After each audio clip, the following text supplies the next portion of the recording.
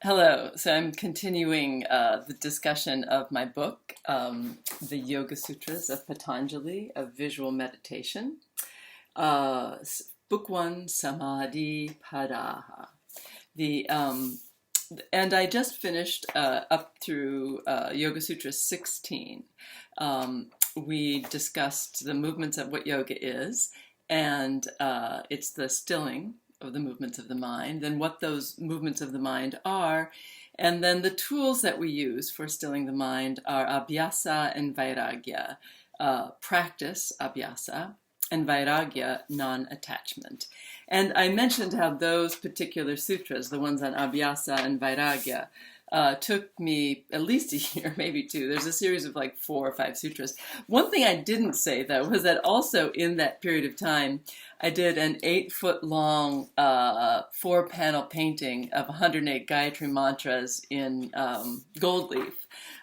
With painting in the back too, so it's not like I was pretty, the sutras are pretty intense, and I was going through a pretty intense time too, and the Gayatri mantra is a heart mantra, so there was a certain period at which I was just kind of lost, and I continued working on the sutras. Again, it was vairagya, non-attachment, and I was going through a huge lesson in having to let go. And at the same time, I needed to work on this other very large and very beautiful painting with, as I said, 108 Gayatri Mantras in gold leaf. I meant to have a picture of that, but I don't. So now we discussed what practice was and what non-attachment is, the two tools that we use. And now Patanjali is going to move into another section where he talks about the process, a little bit more about the process. And first, he lists the steps of the 2 types of samadhi, sampragnata samadhi and asampragnata samadhi. So these 2 paintings are meant to go together. They see the gold, and it's difficult to get a good, so you can see some reflection, and it's also difficult to get, this one in particular is very difficult to get a good image of. But the two, there's the gold leaf of this image circles into each other, and these steps as lined out here, and this particular spiral occurs in a number of other paintings throughout the book. This is a very important sutra, Sutra 117.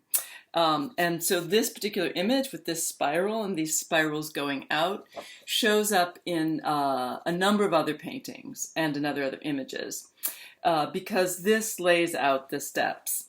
It is vitarka, vichara, ananda, asmita, rupanugama, sampragnata. So sampragnata samadhi is what we're talking about. And when you actually, the sutra itself, some of it runs together. So it's vitarka, vichara, ananda, asmita, rupanugama, sampragnata. I think I actually still didn't run them together. So vitarka is gross reasoning. So this is vitarka. Vichara then is the more subtle reasoning. They each lead into each other. Ananda is love, pure bliss. And asmita means ego, but in this sense we mean the pure ego, pure sense of I-ness. So each of these, and it's pure knowledge of the self is really what we're talking about. So each of these naturally leads into the other. Vitarka, for example, could even be like they mentioned, like scientists, very focused very intently on one particular study or form of study. That's vitarka. Vichara is when that form of study or focus on one thing becomes more subtle, more aware, where the focus on the breath, for example, which could be either vitarka or vichara, moves into a more profound and subtle state, which then leads to bliss, the experience of bliss, ananda, which then leads to the experience of pure I amness. And then this experience naturally followed. So this experience requires attention and effort. You specifically know that this is what you're doing, and you set out to do it in this way, and it naturally leads to this sense of cosmic consciousness, which is Sutra. And you can see that in this painting, which is, I'm trying not to get a reflection, and I'm not succeeding. It's very cosmic. There we go. It's in scope and in form and all that. And there's gold. So and it encompasses everything in the universe. So this one is discusses virama pratyaya, abhyasa purva sanskara shesho nyaha.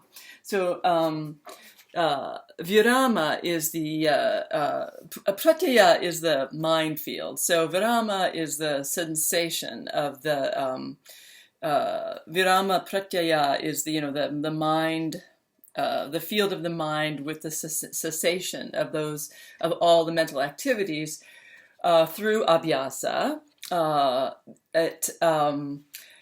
This is what's required, purva. Then the sanskara shesho is just the sanskara. The sanskaras are the leftover remnants. You hear about the sanskaras. They're the sort of like the shadows or the remnants of the things that we come into this birth with that color our mind. So there's only the sanskara shesha is there's only the remnants of the remnants there, and that's asam prajnata. That's the other one they say. Asam prajnata samadhi. So really the basic idea is that by this conscious step, where we move from gross reasoning to subtle reasoning to bliss to a sense of pure I amness, that naturally leads into cosmic consciousness, where only the shadow of anything remains. And we get to this through practice, through constant practice, abhyasa. But it happens as a natural result. And we enter cosmic consciousness with only the shadow of any of that remaining to cloud our sense of pure being. All right. Well, sounds really good, right? We'd all like that. So the next one, basically, the basic meaning of this one is if you're born, if you die or without reaching the final asam prajnata samadhi, without reaching that final goal, you have to take birth again. But you do so with the accumulation of everything that you've already done. You don't have to remake the wheel. You come into birth with what you already have. So let's see. So this one is I can't read the old gold leaf. So bhava pratyayo. Bhava is birth. Pratyayo is again the mind field. Pratyaya. Vidiha prakriti layanam. So if until you have to take birth again is basically what it says, and you can't skip any of the steps, but you do get to come in with what you already have. So here we have a female pelvis with a DNA strand, and there's gold leaf around that. So symbolizing coming into being with our accomplishments intact. So, well, that's all very good for those of us who come into being with a lot already accomplished, but what happens for the rest of us? What do the rest of us do? So this too, again, here we lay at Patanjali lays out the next few steps. I think I'm getting the window reflected in there, although I'm trying not to. Let's see. There we go. That's a little bit better. Once again, here we have the there's a star-like shape because there's 5 things that Patanjali mentions, and these 5 things, just like the colors of the spectrum, and just like the other stuff, lead naturally one into the other. So Shraddha is the first one. Shraddha is faith. Shraddha right there. Virya is the next one, which is Virya is like activity. It's energy or power. It's powerful activity, strength. Shraddha, faith. Virya, activity. Smriti is memory, which is both the memory, the inborn memory of who we truly are. I mean, and of course, the memory of the practices. Smriti, samadhi. Smriti, samadhi. Also the memory of samadhi, and also the experience of samadhi, which is the awareness of absorption into the divine. And prajna is the fuller, deeper insight of the pure, again, the pure I amness.